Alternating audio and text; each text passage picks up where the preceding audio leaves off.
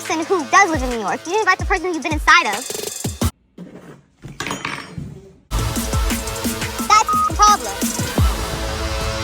What's up, y'all? It's Brian Keith, and I'm back with another video. Today, we're going to be talking about Summer House Martha's Vineyard, Season 2, Episode 1. And I'm happy that the show is back. I'm happy it got picked up. I think it's important to have representation, especially on high-value networks. So having this show out, and I mean, I love the cast. I love everything about Season 1. It was great for me. But you know, y'all like, comment, subscribe. Let's get into the video. Yeah, let me check my shit real quick. Hotter than the fire coming out my flaming lips. You wanna play with me? You can't play in me. On the playground, bitch, you can't play with me. Got it, won it, securing the bag.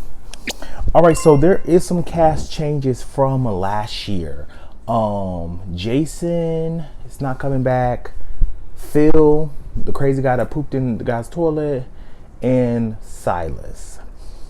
Silas didn't come back, which was two things. One, I'm happy he didn't come back because he was horrible. And two, I feel like it will free up a lot of Jasmine's reservedness. Basically, Jasmine and Jordan haven't talked since basically the show wrapped. And I understand Jordan's hesitation towards Jasmine. Felt like she needed to put on this act of being the perfect wife rather than being the lighthearted, goofy, carefree person that I knew. My whole thing is, I don't know their relationship prior. I could just go off of what they have said.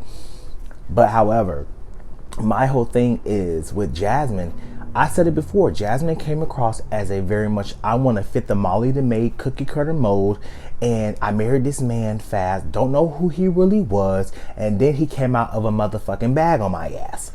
Yeah, Silas was over here cutting the fuck up. This man was over here talking about, if you did this, I would.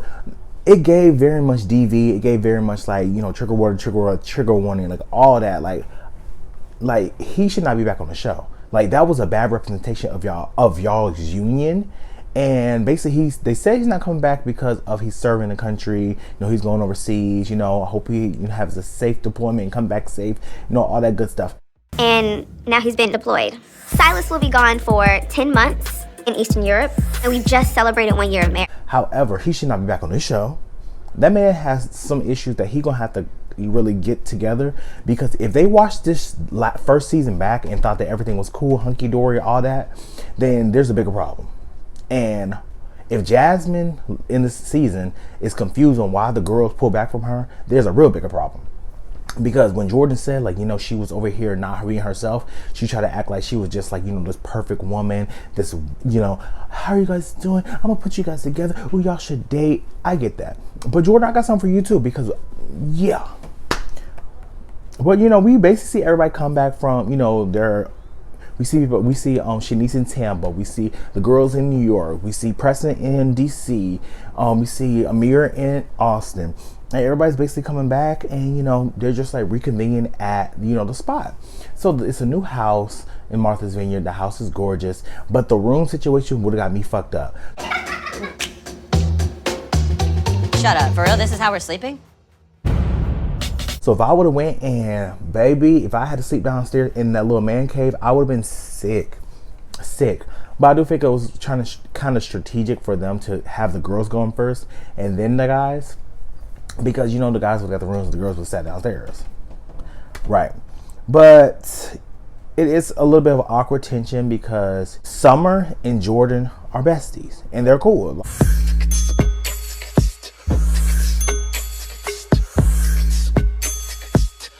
Like, and when we look at the pictures and stuff, it is kind of fucked up, and I see why Jasmine has some reservation towards her friends, because everybody has hung out with everybody besides Jasmine. And I'm just like, it is kind of fucked up to see, because it's like, to be honest, if it wasn't for the show, if they only did one season and then come back, I feel like they wouldn't have fucked with her probably for the rest of their life. To be honest. So come back for season 2. Hopefully, you know, they can build some type of amends, right? I'm gonna give you my perspective of the cast from season 1. Jordan, I like Jordan. I just feel like she was very much holier than thou, woe was me, all that. Alex was cool. Alex gave me some type of vibes that he's a playboy, and he gave me some vibes of maybe he's hiding a secret. Don't know why. Amir just fine, and he got a big old bubble booty. Ooh. Don't know Noelle. She's new. Preston seemed very cool. I like Preston's whole energy. I felt like Preston was the type of person was like the peacemaker. He gave his opinion when needed, and he chilled and stepped back. Shanice, like I said last year, Shanice is a wild girl. Summer, I loved everything about Summer. I thought Summer was a breath of fresh air coming into the show. And the only thing I didn't like about Summer was that she was so hell-bent over Alex. Because, he was fine, don't get me wrong. But, girl, he want all that. He was talking about, yeah, I sat back and look at the stars and the moon when I meditate in this deep third realm. Nigga, I don't give a fuck about what you talking about. Eat this pussy. I think that's what she wanted to say. Jasmine,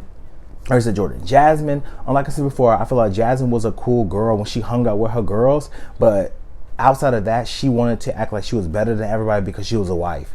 And to be honest, your relationship wasn't nothing to be like, oh my God, like cracked up to be like, girl, okay. Bria was annoying from start to finish. Bria got on my nerves from start to finish. And the reason why Mariah got sent home was because of Bria and Jordan. And that still has a nasty taste in my mouth. And Jasmine, to be honest, you're dumb as hell because you should have brought Mariah back with you because you at least had an ally, right? But to each his own. Nick gives me very much sneaky, shady as fuck when he was doing all that stuff trying to hook up with all the girls, talking about, oh, you pretty, oh, you do, and had a girlfriend the whole time. Fuck that. Nick was all the way weird. I like his style.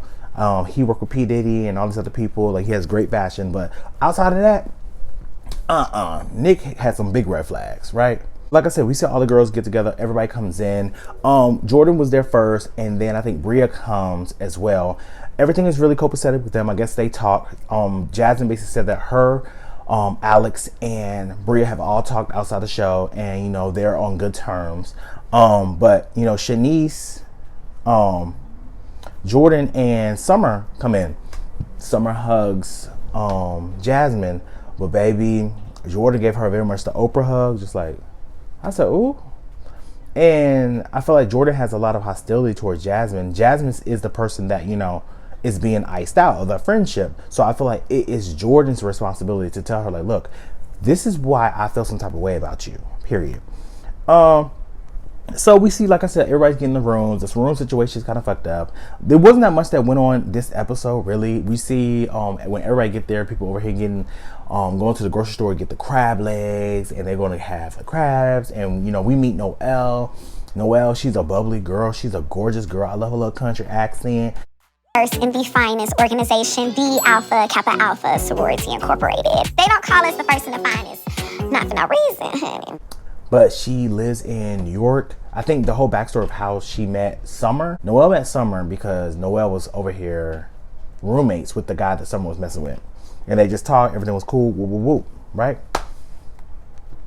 So with the whole everything going on this episode, they all have dinner that night, right? I trust everyone's cooking. And Bria was a little heavy-handed with the Old Bay, but I know that the lobster's gonna be well seasoned.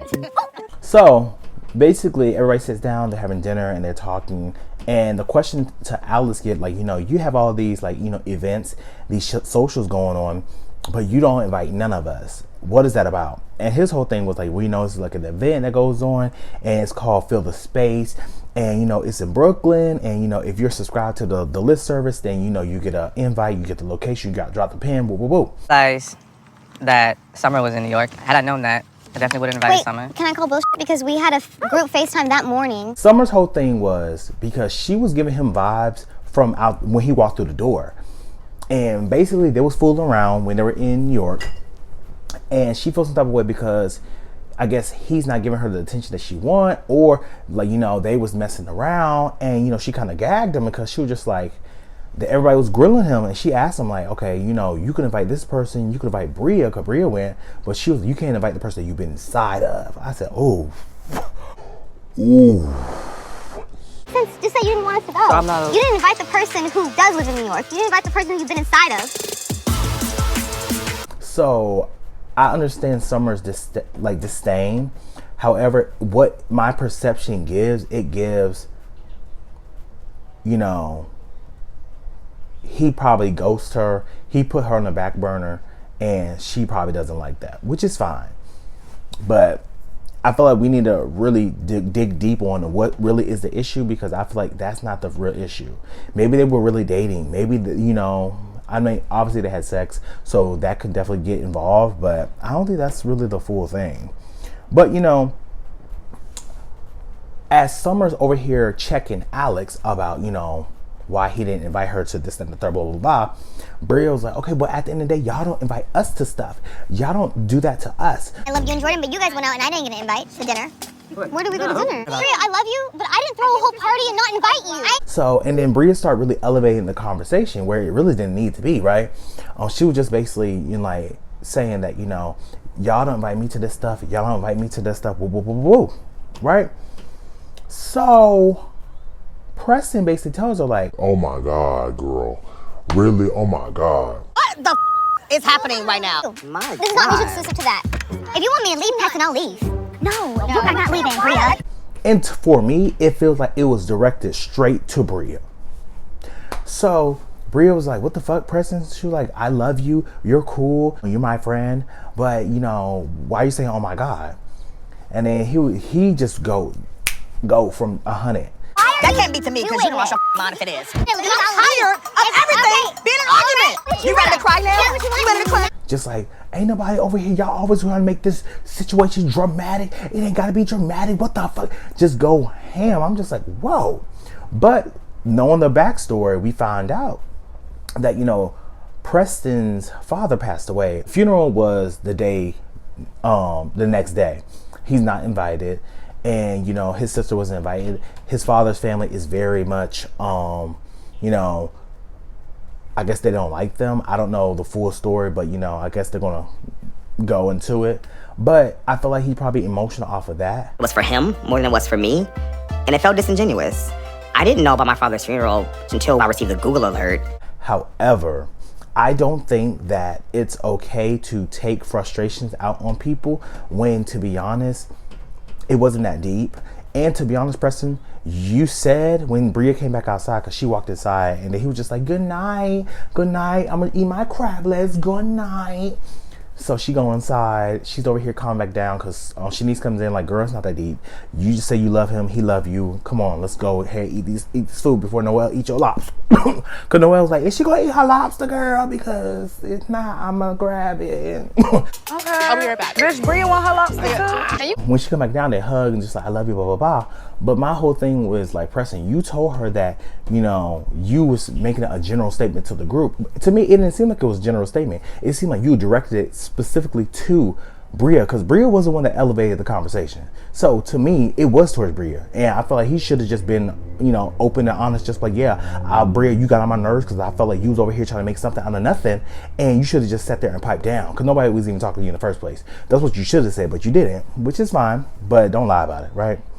Amir goes inside before Bria comes out, and he's checking on her, and his whole thing was, it's so funny how everybody can absolve Bria of her bullshit of throwing these temper tantrums just because she comes out like, I love you, I apologize. And I'm happy he said that, because that's how it was all last season. Bria's the only one who gets to throw a tantrum and then come back and be like, I'm so sorry, I love you. What?